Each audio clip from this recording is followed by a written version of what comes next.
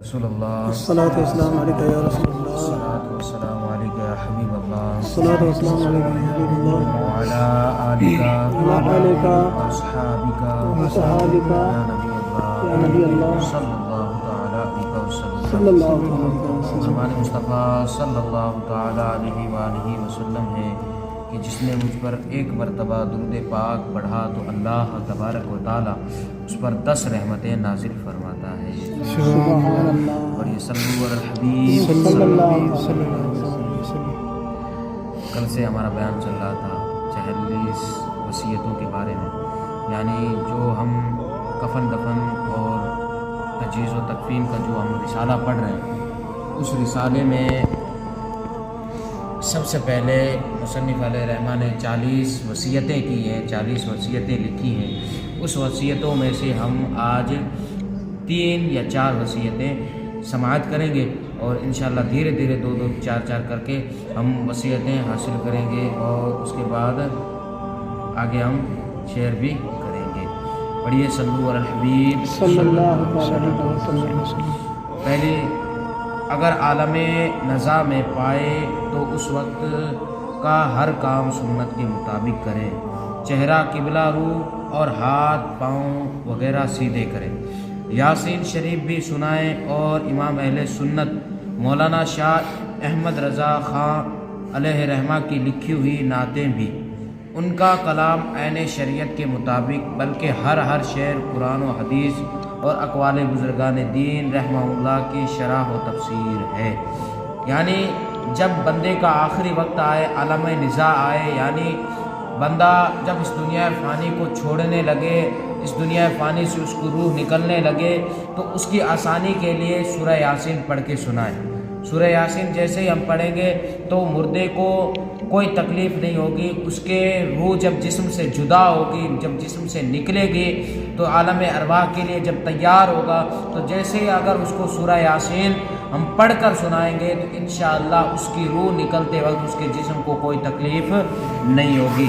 اور اعلیٰ حضرت امام احمد رضا کی جو نعتیں لکھی ہوئی ہیں وہ نعتیں ساروں کو سنائیں، ان کو سنائیں، تاکہ اعلیٰ حضرت کی جو نعتیں ہیں ان کا جو کلام ہے وہ قرآن و حدیث اور بزرگان دین کے عقیدے پر وارد ہے، اس وجہ سے قرآن و حدیث سے ان کی دلیلیں ثابت ہیں۔ تو جب ایسا کلام سنائیں گے تو انشاءاللہ اس کی روح کو کوئی تکلیف نہیں ہوگی۔ دوسری، بعد قبض روح بھی ہر معاملہ میں سنتوں کا لحاظ رکھیں، مثلا تجہیز و تکفین وغیرہ میں تعجیل یعنی جلدی کرنا، زیادہ عوام اکٹھی کرنے کے شوق میں تاخیر کرنا سنت نہیں۔ بہار شریعت حصہ 4 میں بیان کیے ہوئے احکام پر عمل کیا جائے۔ اب یہ کہ ہمارا کیا معال ہے، ہمارا معاشرہ کیا کہتا ہے کہ جیسے ہی مردہ اس دنیا فانی کو چھوڑ کر چلا جاتا ہے، اس دنیا فانی سے چلا جاتا ہے، تو ہمارا کیا معاملہ رہتا ہے؟ اکثروں کا یہی معاملہ رہتا ہے، ہر جگہ یہی معاملہ رہتا ہے کہ نہیں ابھی اور کچھ آنے والے ہیں، ابھی اور کچھ آنے والے ہیں۔ تو کیا ہے، مردے کو رات بھر دن بھر رکھے رکھتے ہیں، اور جب رکھی رکھتے ہیں تو یہ مردے کو بھی تکلیف کا باعث بناتے ہیں، اور مردے کو بھی تکلیف ہوتی ہے، اور جو آتے ہیں ان کو بھی تکلیف ہوتی ہے۔ تو جب وہ روح اس کے جسم سے قبض ہو گئی، اب یہ ہمارے لیے کیا ہو گیا؟ امانت کے طور پہ ہو گیا۔ اب جس طرح جلدی ہو سکے اس کو غسل دے، غسل دینے کے بعد نئے کپڑا پہنائیں، کفن پہنائیں، اور کفن پہنانے کے بعد تدفین کرائیں۔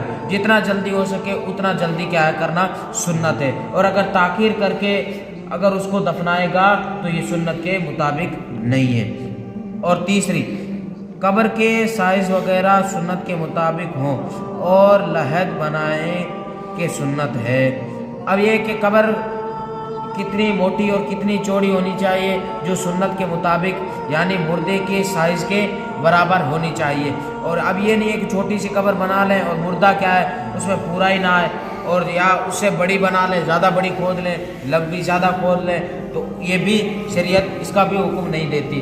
اتنا حکم دیتی ہے کہ آدمی ایک دم پورا اندر کھڑا ہو جائے صحیح، تو اتنا تو گہرائی میں ہونی چاہیے، اور لمبائی میں مردے کی جتنی لمبائی ہے اور ہائٹ میں जितने मुर्दे की चौड़ाई है उससे थोड़ा और ज़्यादा नहीं, थोड़ा सा।